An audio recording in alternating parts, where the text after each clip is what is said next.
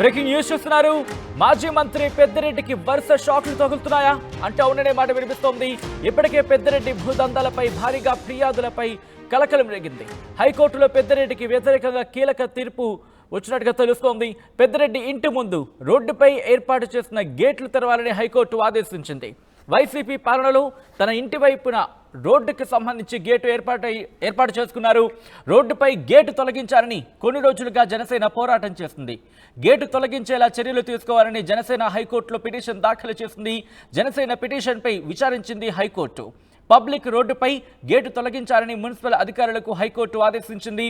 High court ఆదేశాలతో గేట్లు తెరిచారు అధికారులు. గేట్ల తొలగింపుకు సంబంధించి గేట్ల తొలగింపుపై స్థానికులు కూడా హర్షాన్ని వ్యక్తం చేస్తున్నారు. బ్రేకింగ్ న్యూస్ చూస్తున్నారు. మాజీ మంత్రి పెద్దిరెడ్డి రామచంద్రారెడ్డికి షాకుల మీద షాకులు తగులుతున్నాయా అంటే అవుననే మాట వినిపిస్తోంది. ఇప్పటికే పెద్దిరెడ్డి భూదందాలపై భారీగా ఫిర్యాదులు కలకలం రేపుతున్నాయి. నిన్న చూసాం, కొన్ని వేల మంది ఫిర్యాదులు ఇచ్చారు. ఆ లైన్లలో ఉన్న సందర్భాన్ని కూడా మనం చూసాం. ఇప్పుడు హైకోర్టులో పెద్దిరెడ్డికి వ్యతిరేకంగా కీలక తీర్పు వచ్చింది. పెద్దిరెడ్డి ఇంటి ముందు రోడ్డుపై ఏర్పాటు చేసిన గేట్లు తెరవాలంటూ కూడా హైకోర్టు ఆదేశించింది.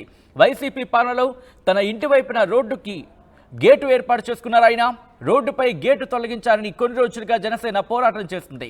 గేటు తొలగించేలా చర్యలు తీసుకోవాలని జనసేన హైకోర్టులో పిటిషన్ దాఖలు చేసింది.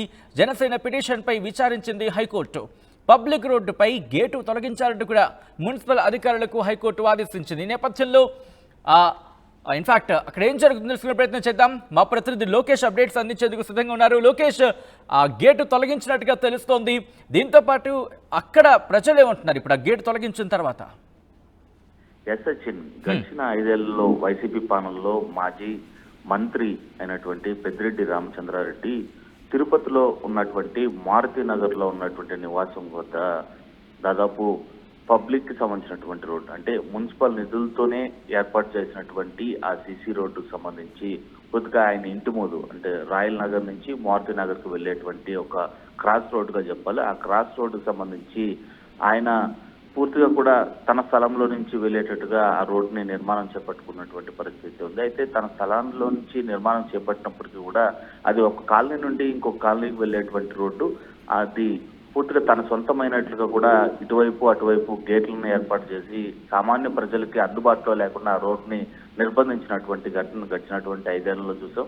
దీనిపైన గతంలో జనసేన అనేక సార్లు తిరుపతి మున్సిపల్ కార్పొరేషన్ కావచ్చు, అదేవిధంగా ప్రభుత్వాన్ని కూడా ఫిర్యాదు చేసినప్పటికీ కూడా గడిచినటువంటి ప్రభుత్వం వాళ్ళదే కాబట్టి ఎలాంటి చర్యలు కూడా ఉపక్రమించినటువంటి పరిస్థితి ఉంది. అయితే పూర్తిగా కూటమి ప్రభుత్వం అధికారంలోకి వచ్చిన తర్వాత ఇటు తిరుపతికి సంబంధించినటువంటి జనసేన ఇన్ఛార్జ్ గా కొనసాగుతున్నటువంటి కిరణ్ రాయల్ సైతము అక్కడ ఆందోళన చేపట్టినటువంటి పరిస్థితి ఉంది. అయితే ఆందోళన సైతము కూటమి ప్రభుత్వం వచ్చిన తర్వాత కూడా పోలీసులు అడ్డుకట్ట వేశారు. అక్కడికి వెళ్ళనీయకుండా నిర్బంధించినటువంటి పరిస్థితులు అయితే ఉన్నాయి. అయితే దానిపైన సీరియస్ అయినటువంటి జనసేన నేతలు ఇటు పవన్ కళ్యాణ్ కావచ్చు, అదేవిధంగా ఏపీ ప్రభుత్వానికి ఫిర్యాదు చేయడంతో పాటు హైకోర్టును కూడా ఆశ్రయించడం జరిగింది. ఈ నేపథ్యంలోనే ఇటు పెద్దిరెడ్డికి సంబంధించినటువంటి వ్యక్తులు కూడా కావచ్చు దానిపైన పిటిషన్ ఎదుర్కొంటూ తమ సెక్యూరిటీ రీజన్స్ వల్ల ఖచ్చితంగా ఆ రోడ్డుని ఉపయోగించుకోకుండా పర్మిషన్ ఇవ్వాలని చెప్పి కూడా పిటిషన్ దాఖలు చేశారు. అయితే ఆ పిటిషన్ హైకోర్టు కొట్టివేసింది. ప్రభుత్వ నిధులతో ఏర్పాటు చేసినటువంటి రోడ్డును ఏ విధంగా ప్రైవేటు వ్యక్తులు యూజ్ చేసుకుంటారు, అదేవిధంగా పబ్లిక్ కి దారిని కూడా ఇవ్వకుండా గేట్లను ఏర్పాటు చేయడంపై కూడా హైకోర్టు మండిపడింది. వెంటనే ఆ గేట్లను తొలగించాలని చెప్పి ఆదేశాలు జారీ చేయడంతో కూడా హైకోర్టు ఆదేశాలతో మున్సిపల్ అధికారులు కదిలారు. వెంటనే ఆ గేట్లను తొలగించాలని చెప్పి కూడా ఇటు పెద్దిరెడ్డి అంటే అటుగా వెళ్లే మార్గానికి సంబంధించి గేటు ఉంది కాబట్టి దాదాపు ఎన్ని మీటర్లు ఉంటుంది? 1 కిలోమీటర్ ఉండే అవకాశం ఉందా, లేకపోతే మీటర్ల పరిధిలోనే ఉందా?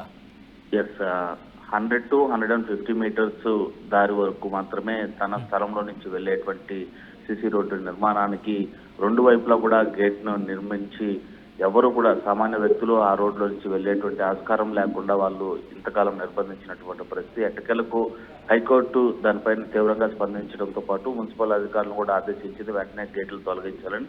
ఈ నేపథ్యంలో మున్సిపల్ అధికారులు కూడా పెద్దిరెడ్డికి నోటీసులు జారీ చేయడంతో నిన్న రాత్రి ఎట్టకేలకు పెద్దిరెడ్డికి సంబంధించినటువంటి వర్గీయులు ఆ గేట్లను తొలగించి సామాన్య వ్యక్తులకి యాక్సెస్ వదిలేలా కూడా ఆ రోడ్ని విడిచిపెట్టినటువంటి పరిస్థితి ఉంది. అంటే ప్రస్తుతానికైతే విజువల్ మనకి కనిపిస్తోంది లోకేష్, ఆ గేట్లు తెరిచిన సందర్భం మాత్రమే కనిపిస్తోంది. పూర్తిగా తొలగించే అవకాశం లేదా, లేకపోతే తర్వాత తొలగిస్తారా? ఖచ్చితంగా మీరు అన్నట్లు గేట్ల నిర్మాణం చేపట్టినటువంటి స్థలం అయితే మాత్రం పెద్దిరెడ్డికి సంబంధించినటువంటి స్థలమే. ఇరువైపులా కూడా ఆ స్థలానికి సంబంధించి ఇప్పుడు మనమే చెప్పాం 100 to 150 మీటర్స్ వరకు ఉన్నటువంటి తన స్థలంలో ఏర్పాటు చేసినటువంటి ఆ గేట్లను కాబట్టి ఏదైతే సీసీ రోడ్డు నిర్మాణం జరిగినటువంటి ప్రదేశం మాత్రమే ప్రభుత్వ స్థలం. సో అక్కడ ప్రభుత్వ స్థలానికి రోడ్డు నిర్మించినటువంటి ప్రదేశంలో సామాన్య ప్రజలకు యాక్సెస్ ఇచ్చేటువంటి పరిస్థితులు అయితే ప్రస్తుతం కల్పించారు.